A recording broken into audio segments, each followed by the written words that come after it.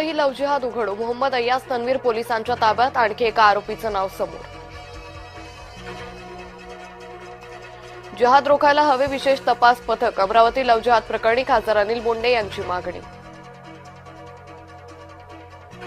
Goregaon drugs प्रकरणी 6 जणांना police कोठडी. पार्टीत अंमली पदार्थ सेवनामुळे 2 विद्यार्थ्यांचा मृत्यू. ट्रम्प यांनी मोदींना केला फोन. मोदी आणि ट्रम्प यांच्यात 40 मिनिटं चर्चा. नाशिक पोलिसांना निदा खान सापडेना. निदा खानवर नाशकातल्या कॉर्पोरेट जिहादमध्ये सहभाग असल्याचा आरोप. राज्यात उन्हाचा तडाखा वाढला. वर्धात उष्माघातानं 2घांचा मृत्यू. काँग्रेसचा सावळा गोंधळ. आशाताईंच्या दिवंगत मुलाला सोनिया गांधींचं पत्र. आशाताईंना श्रद्धांजली वाहायचा काँग्रेसला विसर. मिलिंद देवरांचा आरोप. काँग्रेसचा प्रतिहल्ला.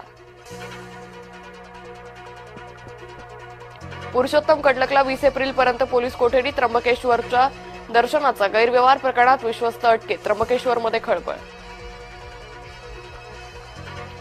पवारांची पिलावळ मंदिरात भ्रष्टाचार करते. त्र्यंबकेश्वर दर्शन पास घोटाळ्यामुळे भाजपचा आरोप.